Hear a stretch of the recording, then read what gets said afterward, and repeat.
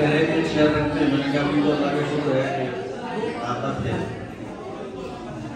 वो अलग बात है कि हम लोग जवानी में ही बूढ़े हो गए, वो अलग बात है। अगर यहाँ से किसी को हुसैन मेले के चौराहे भी भेजा जाए तो उससे पहले बाइक की चाबी चाहिए कि पहले पापा बाइक की चाबी लाओ, उसके बाद इतनी दूर थोड़े ना पैदल चलेंगे। ये चीजें हमें बुढ़ापे की तरफ ले जाती हैं। अब अगर मुझे 15 मिनट 10 मिनट बोलना है उसमें भी मुझे चेयर चाहिए, क्या फायदा फिर आगे नदी होने का, एक अच्छा टीचर होने का। जब तक हम ताकतवर नहीं होंगे, ये छोटे छोटे राहत और आराम की चीजों को कुर्बान नहीं करेंगे जिंदगी में, हम कुछ नहीं कर सकते। अल्लाह ताला ने कुर्बानी मांगी है दुनिया के अंदर, कुछ बनना है तो कुर्बानी देनी पड़ेगी। मुझे माशाल्लाह जब सराय मेरे पास, मुझे बड़ी खुशी हुई, बेइंतहा खुशी हुई। और जब मैं यहाँ आया तो आप लोगों को देखकर और ज़्यादा खुशी हुई कि माशाल्लाह हमारे फिरोजाबाद में इतने सारे बच्चे तालीम हासिल कर रहे हैं, एजुकेशन हासिल कर रहे हैं, बड़ी खुशी की बात है। चंद बातें हैं जो आप लोगों से मैं कहना चाहूँगा। पहले से मेरा कोई माइंड सेट नहीं है, बल्कि मुझे जब से उम्र से वापस आया बुखार आ रहा है। सैटरडे भी बुखार में गया, संडे भी गया, मंडे भी गया। वो तो हमारे सर की मोहब्बतें हैं माशाल्लाह कि रात को ही बुखार उतरा है और आज मैं इस काबिल होंगे थोड़ा बहुत कुछ बोल सकूँ, वरना मैंने सोचा था उम्र से वापस आने के बाद ये करूँगा वो करूँगा, एक भी चीज़ नहीं हो पाई। मेरे अजीज तलबा, स्टूडेंट्स, मेरी बहनों, मेरी बच्चियों, एक चीज़ ज़हन में रखो कि हमें इस दुनिया के अंदर बेइंतहा मेहनत करनी है, बेइंतहा मेहनत। आप 9 चल रहे हैं सर, अभी 9, 10, चारों क्लास। देखो पढ़ाई में बेइंतहा मेहनत करनी है, टीचर के भरोसे नहीं रहना। टीचर हमें अपनी तरफ से पूरा बताता है, ऐसा नहीं होता कि टीचर बोल के पिलाते हैं। टीचर मेहनत करते हैं, उस मेहनत का रिजल्ट हमारे ऊपर तब आता है जब हम टीचर की मेहनत पर उससे ज्यादा मेहनत करते हैं। आप माशाल्लाह 9th में है, 10th में है, 11, 12, 4 क्लासेस हैं। ये आपका जो वक्त है वो मेहनत में गुजरना चाहिए। पहली चीज मेहनत। आप देखो पैगंबरों की लाइफ को देखो, वही आती थी, हजरत जिब्रील आते थे, फरिश्तों का साथ था, अल्लाह की हिफाजत थी। उसके बाद भी अगर आप देखोगे तो हमारे आका मोहम्मद सल्लल्लाहु अलैहि वसल्लम पर बेइंतहा मुसीबतें और आजमाइशें हैं। आप अलैहिस्सलाम फरमाते हैं कि जितना मुझे सताया गया, जितनी मैंने कुर्बानियां दी, उसने उतनी कुर्बानियां किसी ने नहीं दी। तो पता ये चला कि कुर्बानी हमें देनी पड़ेगी। जैसे इस वक्त हमारे मुल्क के हालात हैं और जैसी मुसलमानों की कंडीशन है, हमें बेइंतहा मेहनत करनी है, पहला पॉइंट। लेकिन मेहनत कौन सी करनी है? एक मेहनत होती है कि मैं फर्स्ट डिवीजन से पास हो गया। देखो कोशिश आप करोगे मैं फर्स्ट डिवीजन से पास हो जाऊं, लेकिन अगर मैं फर्स्ट डिवीजन से पास नहीं हो पाई, बात नहीं। सेकंड आ गई कोई बात नहीं, थर्ड आ गई कोई बात नहीं। होता क्या है कि हम लोग फर्स्ट को ऐसा माइंड में हमने भर के रखा हुआ है कि अगर फर्स्ट डिवीजन हमारी नहीं आई तो बाल लड़कियां तो जो पढ़ाइयां तक छोड़ देती है, मुझे पढ़ना ही नहीं। लड़के पढ़ाइयां छोड़ देते, लड़के तो खैर अल्लाह माफ करे, कहना नहीं चाहिए कि हमारे नौजवान जो है ना पढ़ाई में बेइंतहा पीछे। मैं जब सोशल मीडिया पे ऐलान निकालता हूँ कि कुरान ऑनलाइन जो पढ़ना चाहते हैं तो वो एडमिशन कराएं, आप ये समझ लें कि 50 लड़कियों के एडमिशन आते हैं तो 2 लड़कों के आते हैं बस। कमेंट अगर संडे कमेंट बॉक्स में सर आते हैं तो 50 लड़कियों के आएंगे इस्लामिक सवाल पूछने के, तो 2 लड़कों के आएंगे। तो ये हमारी सिचुएशन। लड़के क्या कर रहे हैं? अभी भी आप बाहर देखो स्केट पहन में कुछ चल रहे थे, बाइक का शौक है ना, बड़े बड़े मोबाइल का शौक, और वो सोशल मीडिया पे मुझे देख लिया है तो जैसे देखो यूट्यूब पे साहब, जैसे देखो यूट्यूब पे लड़के आ जाते हैं कि मेरा यूट्यूब चैनल मुफ्ती साहब कैसे ग्रो होगा। मैं कहता हूँ भाई मैं ग्रो कराना थोड़ी ना जानता हूँ, कि कोई ट्रिक बता दो आप जिससे चैनल ग्रो हो जाए। मेरे फैंस होना चाहिए, फैन फॉलोइंग होना चाहिए। ये सारी चीजें आपको बगैर मेहनत के नहीं मिल सकती। आपके अंदर वो काबिलियत होना चाहिए। देखो आजकल जो है ना दुनिया सलाम कर रही है उस शख्स को जिसके अंदर कुछ है। अगर आपके अंदर कुछ नहीं है कोई आपको बहस भी नहीं डालेगा, और अगर कुछ आपके अंदर है तो दुनिया आपको सलाम। तो पहली चीज अंतक मेहनत। और मेहनत ये नहीं होना चाहिए कि मुझे फर्स्ट आना है। आपको ये मेहनत करनी है कि जितना अल्लाह ताला ने मेरे अंदर कैपेसिटी दी है कैच करने की, याद करने की, पढ़ने की, लिखने की, उसका मुझे बेस्ट अल्लाह की राह में देना है। अब मैं फर्स्ट आ जाऊं बहुत अच्छी बात है, सेकंड आ जाऊं बहुत अच्छी बात है, थर्ड आ जाऊं बहुत अच्छी बात है, और अगर थर्ड भी नहीं आई पास हो गई तो भी ठीक है, कोई बात नहीं। इंटर में, हाई स्कूल में नंबरों को अपने ऊपर इतना हावी नहीं करना कि आप खुद टेंशन में आ गए। सारी जिंदगी एग्जाम है। जिंदगी क्या है? सारी जिंदगी एग्जाम। शादी से पहले की जिंदगी एग्जाम, शादी के बाद की जिंदगी एग्जाम। हम लोग जो चल रहे हैं ना पूरा एग्जाम में चल रहे हैं। एग्जाम ये फिनिश होगा कब्र में जाने के बाद, तो नंबरों से घबराना नहीं है, अपना बेस्ट देना है। आप मुझे देख रहे हो ना, मैंने मेहनत हमेशा पूरी, ईमानदारी के साथ, सच्चाई के साथ पूरी मेहनत। आप अपने टीचर को देखोगे, टीचर के नक्शे कदम पर चलना चाहिए। आपके टीचर को आप देखोगे, इन्होंने मेहनत ईमानदारी से की है, अपनी मेहनत पूरी ईमानदारी से करनी है, रिजल्ट अल्लाह पर छोड़ना है, तो अल्लाह ताला रास्तों को आसान करेगा। तो पहली चीज मेहनत अनथक होना चाहिए। हमारी आजकल मेहनत भी कैसी हो रही है, बराबर में मोबाइल रखा होगा, इधर किताब रखी होगी। अक्सर लड़के लड़कियां पूछते हैं कि कुछ याद तो याद नहीं होता, याद कहां से होगा?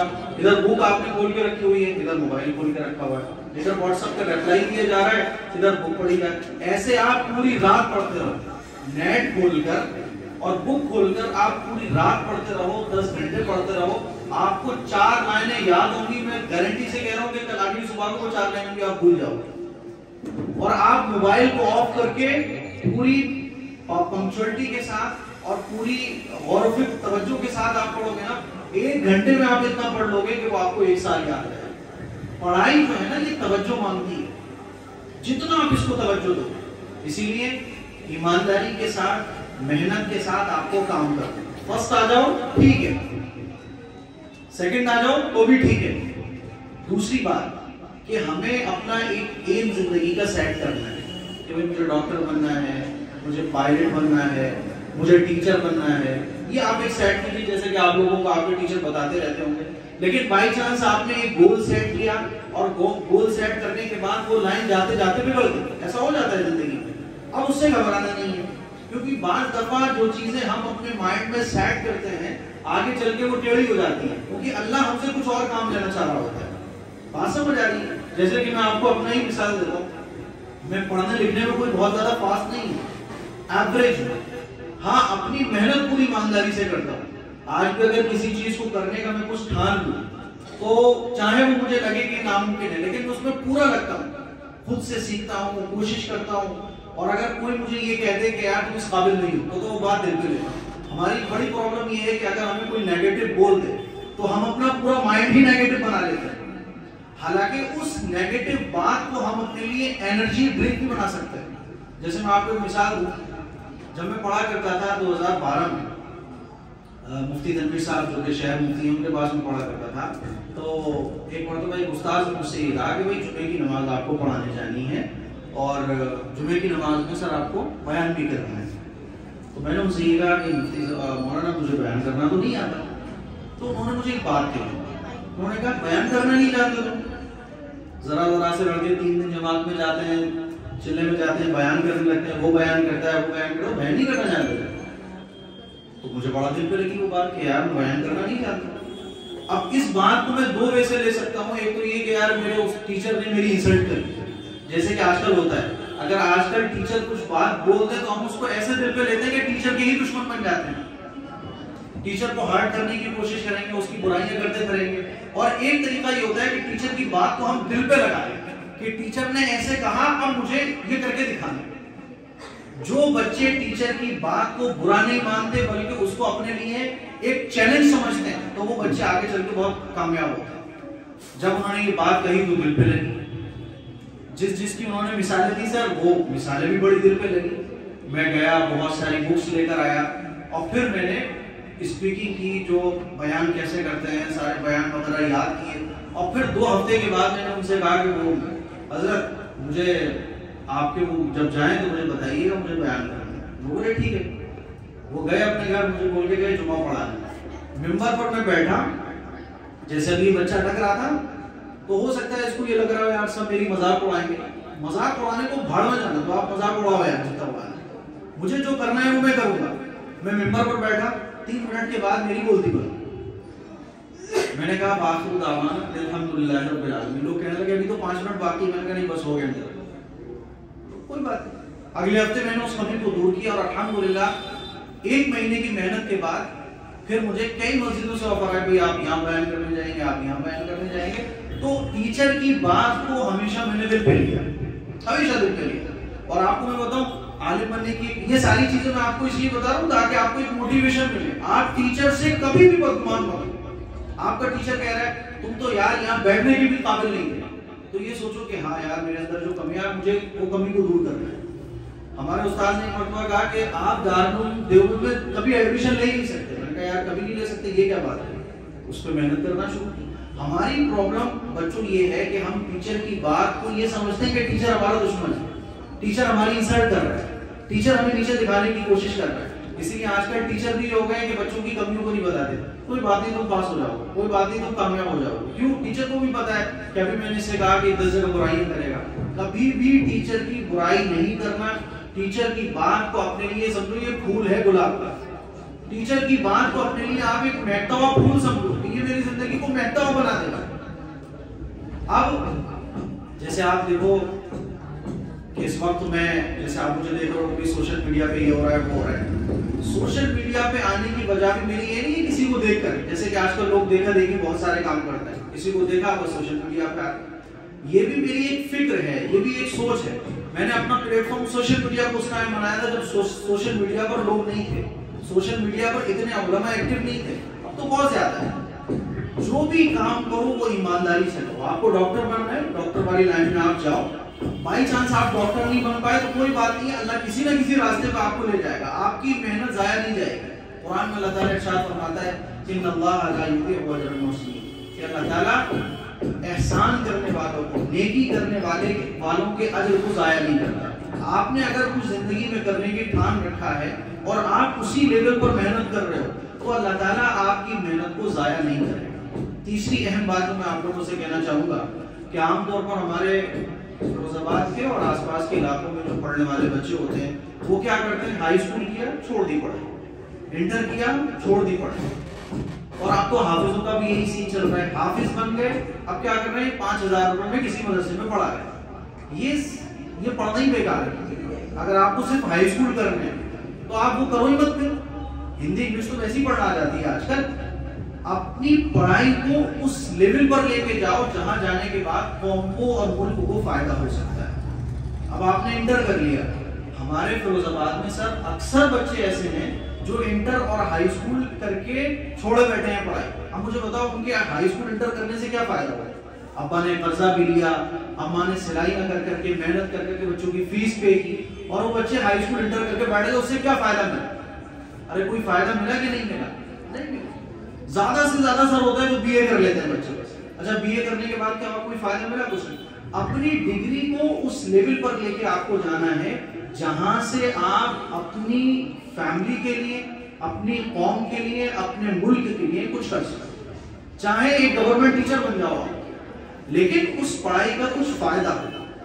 अरे बात समझ आ रही है कि नहीं आ रही आपको? अब मान लीजिए हमारी लड़की बच्चियां हैं, बीए कर लेती है, बीए करने के बाद छोड़ दिया। मैं ये नहीं कह रहा हूं कि आप जॉब ही करो, एक माइंडसेट ये भी बच्चों को बना होता है मुझे जॉब करनी है।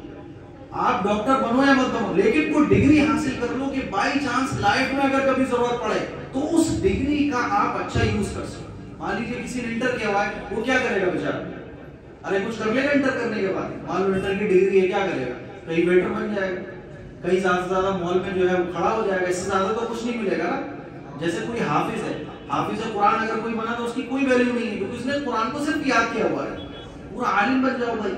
इसीलिए अपनी पढ़ाई को उस लेवल पर जाओ जहां पर जाने के बाद चाहे आप डॉक्टर बनकर क्लिनिक मत खोलो लेकिन जिंदगी के किसी मोड़ पे अगर जरूरत पड़े तो आप उस डिग्री का इस्तेमाल कर सकते।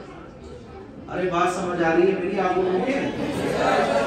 आखिरी बात, अपनी जिंदगी का जो मकसद है वो अल्लाह की रजा बना। मान लो आपको डॉक्टर बनना है तो डॉक्टर बनने के दो माइंड है कि एक तो मैं डॉक्टर इसलिए बन रहा हूं कि मुझे खूब पैसा आएगा, ये बिल्कुल गलत है। एक माइंड ये है कि मैं डॉक्टर बनकर गरीबों की मदद करूंगा, अल्लाह की रजा के लिए काम करूंगा।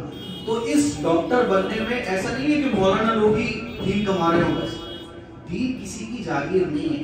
आप टीचर बनकर भी दीनदार बन सकते हो, दीन कमा सकते हो, आखिरत में ऊंचे मकाम हासिल कर सकते हो। अब मान लीजिए आप डॉक्टर बने, डॉक्टर बनने के बाद आपकी मेंटेलिटी ये है कि मुझे गरीबों की खिदमत करनी है। आप दिन भर जितने भी मरीजों को देखोगे आपको उस पर अजर मिलेगा। आप एक अच्छे टीचर बन गए, टीचर बनने का मकसद आपका ये है कि मुझे अपने बच्चों को काबिल बनाना है, उनकी तरबियत करनी है, उनके अंदर की बुराइयों को खत्म करना है, माशरे को सुधारना है। तो ये टीचर बनना भी आपके लिए जरिए है। मान लीजिए जितना अजर अल्लाह ताला मुझे दे रहा है इतना आपके सर को भी देगा। ऐसा नहीं है कि मुझे ज्यादा मिल रहा हूँ। अब मैं सोशल मीडिया पे काम कर रहा हूँ, कोई आदमी सोशल मीडिया पे, कोई मौलाना साहब या कोई भी मान लीजिए आदमी आता है सोचकर कि सोशल मीडिया पे मैं आ जाऊंगा तो AM कासिम साहब की तरह मेरे भी फैन होंगे, मेरे पास भी अंतर पैसा आएगा, करोड़ों रुपया मेरे पास आएंगे। तो ये उसकी नीयत ही गलत है। उसकी नीयत फिर काम करने की जो है वो फैन फॉलोइंग बढ़ाना है, इस पे कोई अजर नहीं है। इसीलिए आखिरी बात मेरी ये है कि आप अपनी जिंदगी का जो मकसद है वो दीन का होगा। मान लीजिए आप अगर इल्म हासिल कर रहे हो तो आपको मकसद ये होना चाहिए मुझे अपनी जिंदगी का मकसद जो है वो अल्लाह की रजा के लिए करना है। मैं डॉक्टर बनूं, टीचर बनूं या कोई भी लाइन में जाऊं, लेकिन मैं उस पे काम अल्लाह की रजा के लिए। बाकी एक आखिरी बात और ज़हन में आ रही है कि एग्जाम की तैयारी के सिलसिले में बच्चे जो है ना वो सर मैंने देखा है कि मस्जिद के मेंबरों पे जो है ना पेन पड़े हुए रखे होते हैं, बहुत सारे पेन रखे होते हैं। मैं जब इमामत किया करता था तो मेरे पास भी इतना बड़ा बंडल आ जाता था पेन का, तो कि भाई इस पे क्या पढ़ना है, सूरह कलम पढ़नी है। तो मैं उन लड़कियों से कहता था कि एक बात बताओ, आपने अगर याद किया है तो वो तो याद है आपको, और अगर आपने याद नहीं किया तो ये कलम कोई शक्ल का बूम तो बनेगा नहीं कि आपने इसको कॉपी पे रखा और ये चलना शुरू हो जाए, या आपने कुछ याद नहीं किया तो वो भी माइंड में आना शुरू हो जाए। ऐसा तो होता है सर कि एग्जाम में हम कहे तो जो हमने याद किया वो निकल जाता है क्योंकि हम एकदम हड़बड़ाए हुए होते हैं, लेकिन ऐसा नहीं होता कि जो हमने याद ना किया हो वो भी याद आ जाए, ऐसा नहीं होता। अच्छा, मौलाना लोग भी बेचारे मजबूर होते हैं क्योंकि उन्हें इमामत भी करनी है, थोड़ा सा 24 घंटे भी देना है, तो वो देते हैं पढ़ के, बाकायदा बताते हैं कि सूरह कलम रोजाना इसको पढ़ के दम करना है। लड़कियों के अब्बा आते हैं, मुफ्ती साहब ये पेन कम कर देना जरा, क्या होना है कि कल बच्ची का एग्जाम है, तो करते हैं। मेरे पास आते हैं, मना करता हूं, इससे कोई हल नहीं है, सिर्फ ये बेवकूफ बनाने वाला काम है, इससे कुछ भी फायदा नहीं है। ये चीजें वो हैं जिनकी वजह से हमारा दीन जो है ना वो दीन नहीं रह गया, छूछा बन के रह गया बस, इसके अलावा कुछ भी दीन में बातें नहीं बचा। आपने मेहनत की, ज्यादा से ज्यादा मेहनत करने के बाद जो हमें दीन से मिलता है वो मिलता है कि मेहनत करने के बाद अल्लाह से दुआ। अल्लाह से दुआ, एक दुआ मैंने भी बताई है, आप YouTube पे सर्च कर सकते हो कि एग्जाम में कामयाबी की दुआ, और वो दुआ क्या है, रब्बी इन्नी मगलूबुन फंतसिर। आप सोशल मीडिया पे सर्च कर लेना एग्जाम की दुआ AM हासिल। आपने मेहनत की, मेहनत करने के बाद अल्लाह के सामने हाथ उठाओ कि या अल्लाह मैंने अपने जिंदगी पूरी मेहनत कर ली, अब कामयाबी देना ये तेरा काम। अरे भाई कामयाबी कौन देगा, हमारे जिम्मे क्या है, मेहनत करना। हम अपनी मेहनत पूरी करें, उसके बाद अल्लाह के सामने हाथ उठा दें कि अल्लाह कामयाबी देना तेरा काम। रब्बी इन्नी मगलूबुन फंतसिर, कि अल्लाह मैं कमजोर हूँ, मोहताज हूँ, ये माइंड की पावर बढ़ाना तेरा काम। देखो हम मेहनत कर सकते हैं, किसी मकाम को हासिल नहीं कर सकते, उस मकाम को देने वाली जात कौन है, अल्लाह। टीचर की दुआएं लो, वालिदैन की दुआएं लो, और मेहनत करने के बाद अपने दामन को अल्लाह के सामने फैला दो कि या अल्लाह मैं टीचर बनना चाहती हूँ, या अल्लाह मैं डॉक्टर बनना चाहती हूँ, या अल्लाह मैं फर्स्ट डिवीजन से पास होना चाहती हूँ। अल्लाह से जितना हो मांगो, ये अल्लाह को पसंद है। कुरान में अल्लाह ताला इरशाद फरमाता है, उदऊनी अस्तजिब लकुम, कि तुम मुझसे मांगो मैं तुम्हें दूंगा। इसीलिए पेन पढ़वाने कोई मत जाना, अगर कोई पेन पढ़वाने की कहे तो भी मत पढ़वा। जो आपसे पेन पढ़वा रहा है वो आपको सही डायरेक्शन से गलत डायरेक्शन पे ले जा रहा है, गलत वे पे ले जा रहा है। तो मेहनत करने के बाद मामला अल्लाह के सुपुर्द कर देना। और एक बात और याद रखो, जो बच्चे मेहनत नहीं करते, जो बच्चे मेहनत नहीं करते तो वो कितना ही पेन पढ़वा ले, खुदा की कसम वो कामयाब नहीं हो सकते। मेहनत को अल्लाह ताला ने कामयाबी से जोड़ा है, और ये मेहनत एक ऐसी कॉमन चीज है जो अल्लाह ने मुसलमानों के और गैर मुस्लिमों के बीच में कॉमन रखी है। देखिए, आप अल्लाह को न मानने वाले मेहनत करते हैं, वो कितने कामयाब हो जाते हैं, और हम अल्लाह को मानने वाले बिल्कुल पीछे हैं। क्यों हम मेहनत नहीं करते? इसीलिए ये 3-4 बातें हैं जो मैंने आप लोगों के सामने रखी। मुझे उम्मीद है कि आप लोगों की मेरी ये बातें समझ आई होंगी, और पेन पढ़वाने का कॉन्सेप्ट तो बिल्कुल माइंड से निकाल दो, मेहनत और दुआ। और एक चीज और है, मेहनत के बाद दुआ का भी बेस्ट टाइम जो है वो तहज्जुद का है। तहज्जुद के टाइम में जितना अल्लाह से मांगना हो उतना मांगने की आदत बनाओ। अजीब बात यह है कि तहज्जुद में हम अल्लाह से नहीं मांगते। अगर एक कतरा आंसू हमारी आंख से निकल सकता हो, या अल्लाह मैंने मेहनत की है, मेरे टीचर की मेहनत की लाज रखना, मैंने जो मेहनत की है अल्लाह इसकी लाज रखना, मुझे कामयाबी दे देना। मैं गारंटी से दे रहा हूं कि जिन बच्चों ने मेहनत की है अल्लाह ताला उनकी मेहनत को जाया नहीं करेगा, कभी जाया नहीं करेगा। और कभी 4-6 नंबर से आप आगे पीछे रह जाओ तो टूटना मत। अभी कुछ दिन पहले मुझे एक स्टूडेंट मिले थे, तो मुझे बोल रहे थे, मुफ्ती साहब मैं जो है ना नीट की तैयारी कर रहा हूँ, इतने नंबर से 3 बार रह गया। तो मैंने कहा 3 बार जब तुम रह गए तो परेशान बिल्कुल भी मत हो। बोले बस 8-10 नंबर का फर्क था, ऐसी कुछ बता रहे थे। तो मैंने मुझसे बोला कि अल्लाह तुम्हें बड़ा मकाम देना चाहता है, तभी तुम्हें इतना आजमा रहा है। बाद दफा डिफिकल्टीज लाइफ में बहुत आती है। आप पहला अटेम्प्ट में फेल हो गए, दूसरे में भी फेल हो गए, तीसरे में भी फेल हो गए, लेकिन इसका मतलब ये नहीं है कि आप अल्लाह के बारे में, टीचर के बारे में बदनाम हो जाओ। ये सोचो कि अब कुछ बड़ा मिलने वाला है, तभी आपसे इतनी मेहनत अल्लाह ताला ले रहा है। जब अल्लाह कुछ बड़ा देना चाहता है ना, तो बड़ी आजमाइशों से आपको गुजारता है। कभी मौका मिला तो इंशाल्लाह फिर कभी और सारी बातें करेंगे। अल्लाह ताला से ढेर सारी दुआएं हैं, अल्लाह ताला आप लोगों को कबूल फरमाए, हमारे सर को कबूल फरमाए, और जितने भी टीचर इस कोचिंग सेंटर में मेहनत कर रहे हैं अल्लाह ताला सबको कबूल फरमाए। और अल्लाह ताला इन चंद बच्चों से मैं दुआ करता हूँ कि पूरे फिरोजाबाद की तकदीर अल्लाह ताला बदल दे, क्योंकि देखो कुछ मुश्किल नहीं होता अल्लाह के लिए। अल्लाह एक को कबूल करता है और पूरे के पूरे शहर नहीं, पूरे के पूरे मुल्क बदल जाते हैं। अल्लाह ताला हमारी तमाम कोशिशों को कबूल फरमाए। वाह खुदा अल्हम्दुलिल्लाह रब्बिल आलमीन।